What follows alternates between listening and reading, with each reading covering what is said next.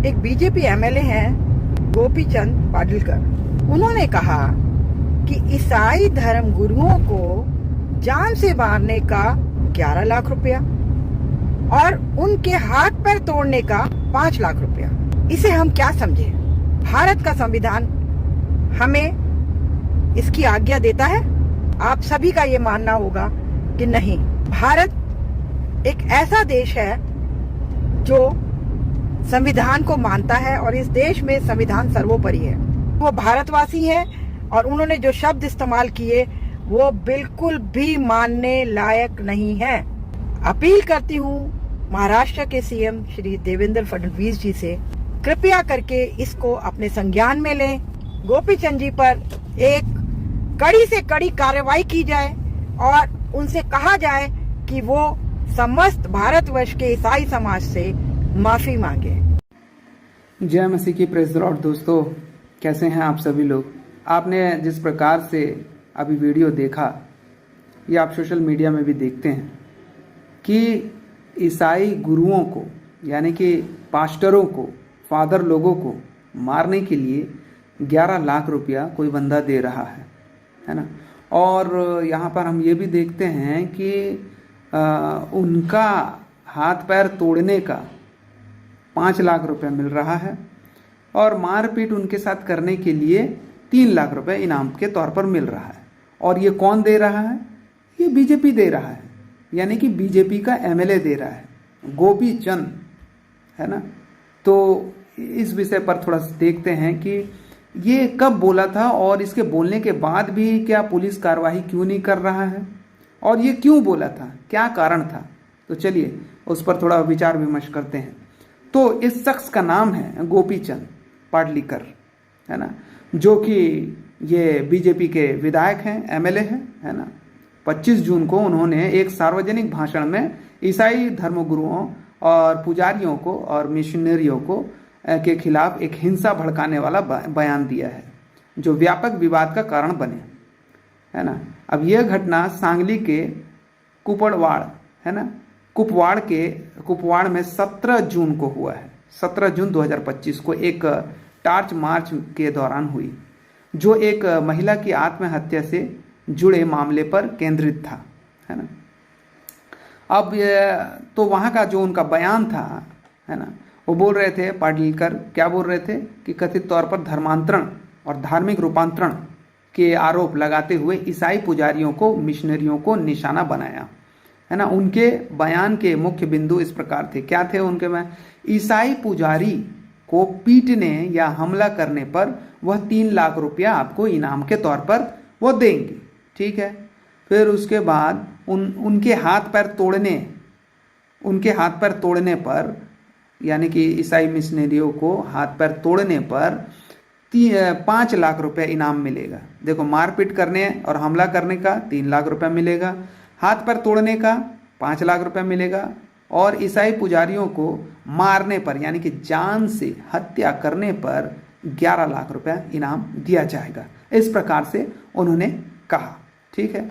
अब उन्होंने कहा जो कोई धर्मांतरण का काम करता है, अगर हमारे लोग उस व्यक्ति को सैराट यानी कि कुछ फिल्म सैराट उस संदर्भ देते हुए जो ऑनर किलिंग पर आधारित है ना, वो बताते हैं कि मैं व्यक्तिगत रूप से 11 लाख रुपया का इनाम दूंगा। यह बयान 28 वर्ष महिला ऋतुजा राजके की आत्महत्या से जुड़ा था। अब जिनके परिवार ने आरोप लगाया था, मतलब उनके परिवार वाले लोग आरोप लगाए थे। देखिए, वो लड़की ने आत्महत्या क्यों किया वो अभी तक पता नहीं चला, पहली बात, है ना, या उसे मार दिया या आत्महत्या हुआ, उसका जांच पड़ताल कुछ नहीं चल रहा है, या वो कैसे हुआ पोस्टमार्टम में जो भी है उसका हकीकत सामने नहीं है। लेकिन लड़की के परिवार वाले क्या किए? जिनके परिवार ने आरोप लगाया था, लड़की के परिवार वाले, उनके ससुराल वाले ईसाई थे। देखिए, वो बोल रहे हैं वो ईसाई थे, वो लड़की के परिवार मतलब लड़की के ससुराल वाले थे और उन्हें धर्म परिवर्तन के लिए मजबूर कर रहे थे, मतलब लड़की को धर्म परिवर्तन के लिए मजबूर कर रहे थे बोल के उसके मायके वाले लोग ससुराल वाले के ऊपर इल्जाम लगाए, ठीक है। अब यहाँ पर जो है पाटिलकर ने इस घटना को धर्मांतरण से जोड़ते हुए अपने बयान में उचित ठहराया।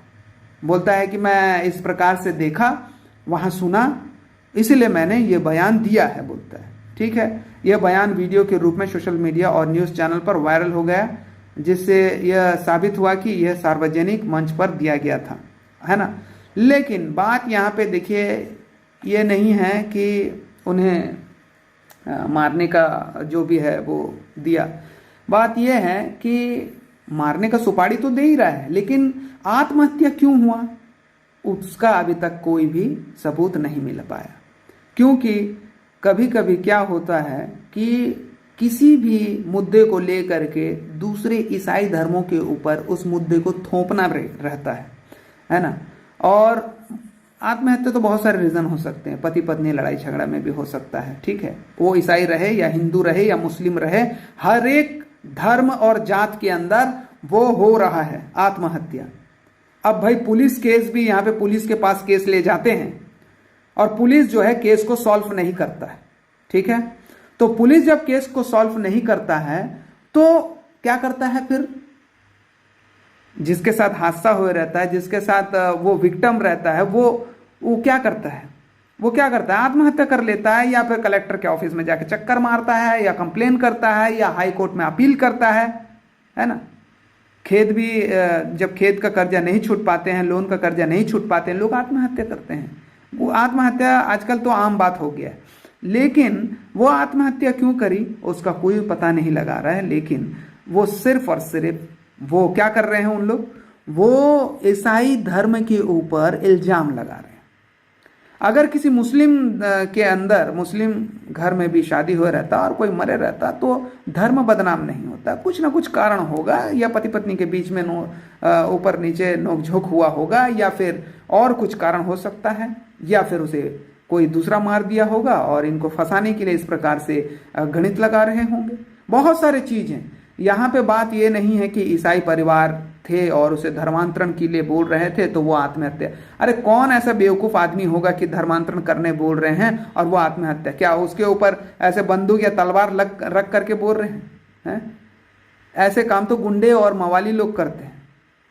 मसीही लोग, ईसाई लोग कभी भी आज तक कैसे नहीं किया, और ऐसे किए रहते तो आज पूरा भारत भी मसीह हो जाता।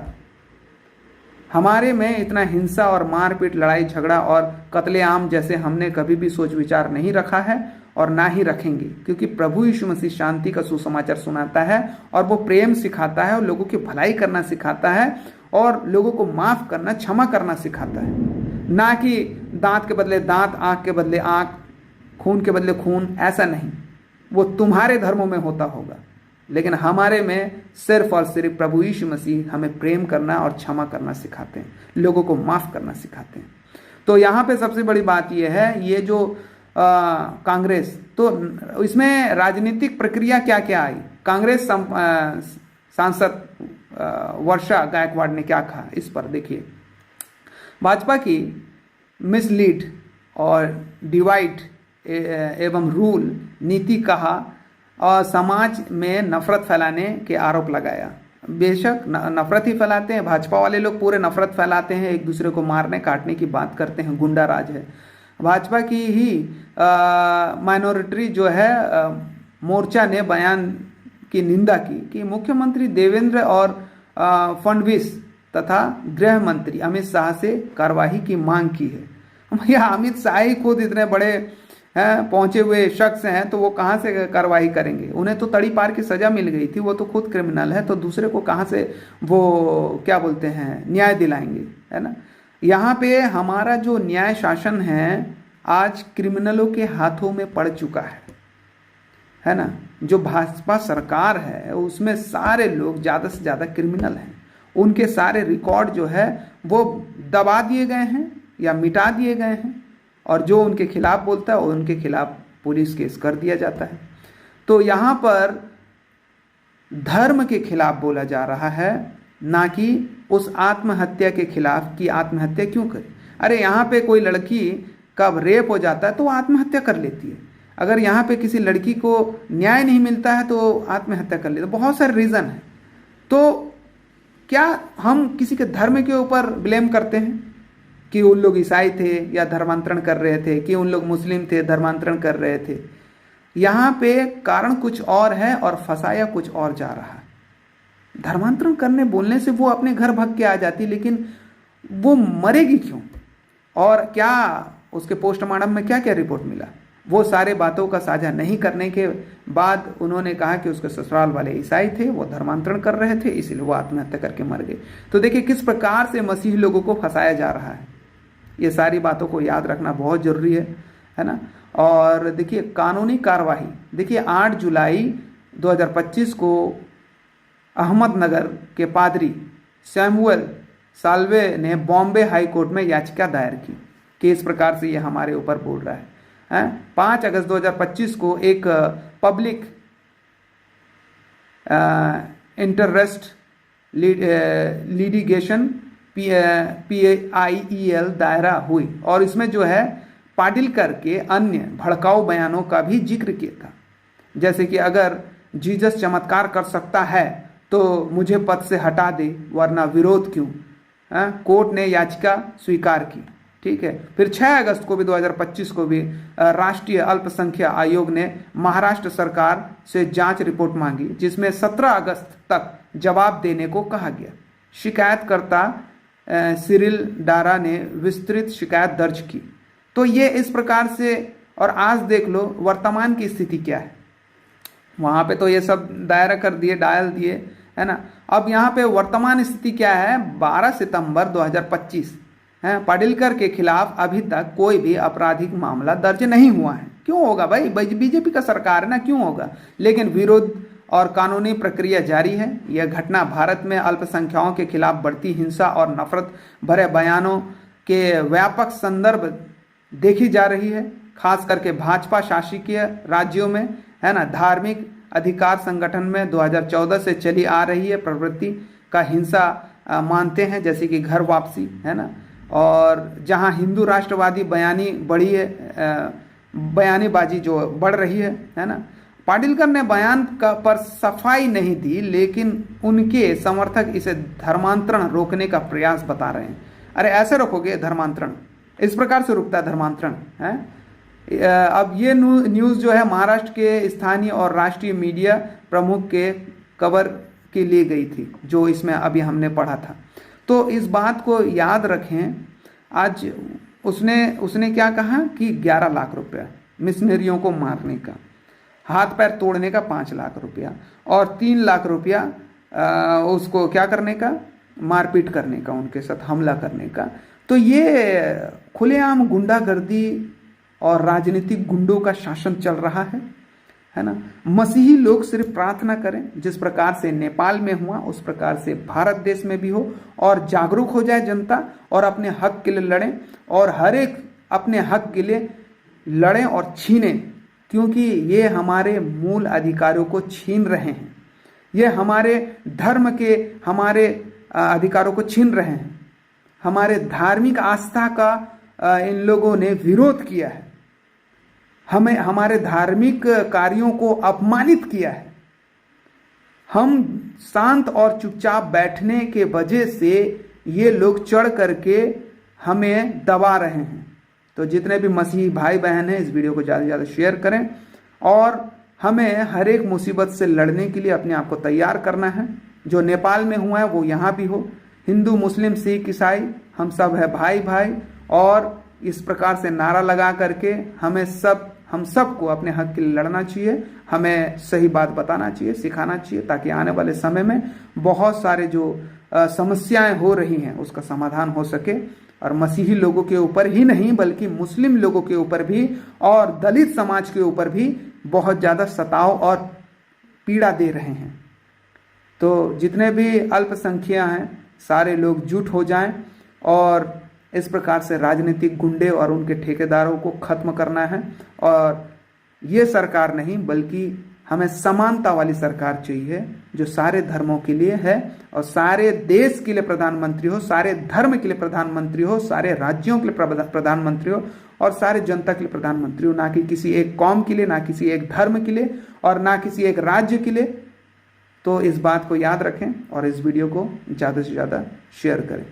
इसी प्रकार से हम चर्चा करते रहेंगे। परमेश्वर आप सभी को आशीष दे। God bless you. धन्यवाद।